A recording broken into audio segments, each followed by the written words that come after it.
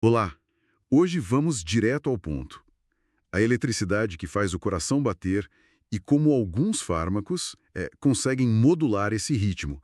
Como funciona esse pulso elétrico, assim, em nível celular? Exato. Vamos focar no potencial de ação das células musculares cardíacas, as que não são marca-passo, né? Entender as fases delas é a chave para a gente decifrar como medicamentos antiarrítmicos atuam. Perfeito. Então, esse potencial tem um desenho bem particular. Como ele começa? Olha, começa com a fase zero, é a despolarização rápida. Pensa assim, um estímulo elétrico chega e, pá, abre canais de sódio. Ah, e aí o sódio entra com tudo na célula. Isso, entra massivamente. O interior da célula fica positivo bem rápido. Uma subida quase vertical no gráfico, né? E logo em seguida, o que acontece? Logo depois tem a fase um. É uma pequena queda, uma repolarização bem inicial. Os canais de sódio fecham rapidinho e alguns canais de potássio abrem por um instante. Deixando sair um pouco de carga positiva. Exatamente. Uma pequena saída de potássio. Entendi. Aí vem a fase 2, que é mais longa, né? O famoso platô, o que mantém a célula ligada por mais tempo. O platô da fase 2 é tipo um cabo de guerra elétrico, sabe? Canais de cálcio, os tipo L, se abrem. Trazendo carga positiva para dentro. Isso. E, ao mesmo tempo, outros canais de potássio continuam abertos, deixando sair carga positiva. Esse equilíbrio mantém a célula despolarizada. Ah, entendi. Fica ali, estável por um tempo. Exato. E isso é fundamental para dar tempo para o coração contrair direito, sabe? O acoplamento excitação-contração. Faz todo sentido. Dá tempo para o músculo fazer o trabalho dele. E como a célula desliga, então, para voltar ao normal? Para desligar, a gente entra na fase 3. É a repolarização principal. Aí os canais de cálcio se fecham e abrem mais canais de potássio, as correntes retificadoras tardias. Acelerando a saída de potássio. Isso mesmo. A saída de potássio aumenta bastante e o interior da célula volta a ficar negativo. E, finalmente, a célula volta ao estado inicial de repouso. Exato. A fase 4 é o potencial de repouso. A voltagem fica bem negativa de novo. Isso é mantido pela saída constante de potássio, por uns canais de vazamento, e, claro, pela bomba de sódio-potássio. Ah, a bomba está sempre lá, né?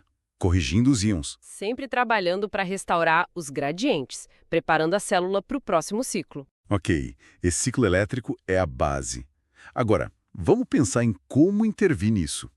Foi observado que um fármaco A age diminuindo a saída de potássio especificamente durante a fase 3. O que isso significa em termos de mecanismo? Olha, essa ação é muito característica. É a assinatura dos antiarrítmicos da classe 3. Amiodarona, sotalol, esses fármacos. Ah, então eles bloqueiam justamente esses canais de potássio da fase 3? Exatamente. Eles bloqueiam os canais que deveriam acelerar a repolarização. E qual é o efeito prático disso, de bloquear essa saída de potássio? Bom, se você reduz a saída de íons positivos, a repolarização demora mais, certo? A fase 3 fica mais longa. Hum, E isso aumenta a duração total do potencial de ação. A célula demora mais para ficar pronta para um novo estímulo. O período refratário aumenta. entendi. Isso pode ser útil para tratar arritmias, então. Pode sim, especialmente aquelas que envolvem circuitos de reentrada. Ajuda a interromper esses circuitos. Interessante. Então essa classe 3 mexe mais no desligar da célula, digamos assim. Como isso se compara com outras abordagens? Por exemplo, e os fármacos que miram lá no começo, na fase 0? Ah, esses são os da classe 1, tipo lidocaína, flecanida. Eles agem bloqueando os canais de sódio da fase 0. O que torna a subida inicial mais lenta? Isso. O principal efeito é diminuir a velocidade com que o impulso elétrico viaja pelo coração. E os que agem no platô, na fase 2? Tem fármacos para isso também? Tem sim. Aí são os bloqueadores de canais de cálcio, a classe 4, verapamil, diltiazem.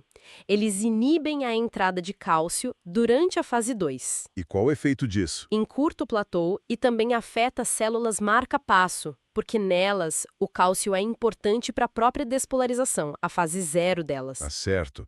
E ainda temos outras classes, né? Como os beta-bloqueadores. Onde eles entram nessa história toda? Boa pergunta. Os beta-bloqueadores, como o esmolol, são a classe 2. Eles não agem diretamente nesses canais iônicos do potencial de ação que a gente descreveu. Ah, não. Como eles funcionam, então? O efeito deles é mais indireto. Eles diminuem a influência do sistema nervoso simpático no coração. Basicamente, acalmam o coração. Reduzindo a frequência cardíaca. Isso, e também a velocidade de condução no nó atrioventricular, o nó AV, que é um ponto crucial para passar o impulso dos átrios para os ventrículos. Entendi. Quer dizer, cada classe tem um alvo bem diferente.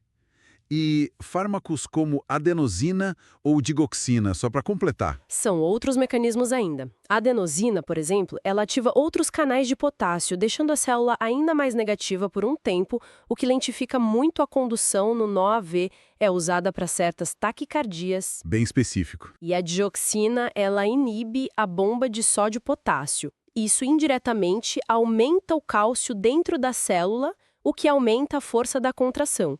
Mas não tem um efeito primário nos canais da fase 3 que a gente estava falando. Fica claro que cada classe tem um alvo muito específico nesse ciclo elétrico, né? Precisamente. A chave é entender qual corrente iônica, qual íon e qual fase do potencial de ação são afetados por cada fármaco. No caso daquele fármaco A, do exemplo, a redução do efluxo de potássio na fase 3, prolongando a repolarização. É o mecanismo que define a classe 3. Exatamente. Dominar esses detalhes iônicos é, assim, essencial na farmacologia cardiovascular.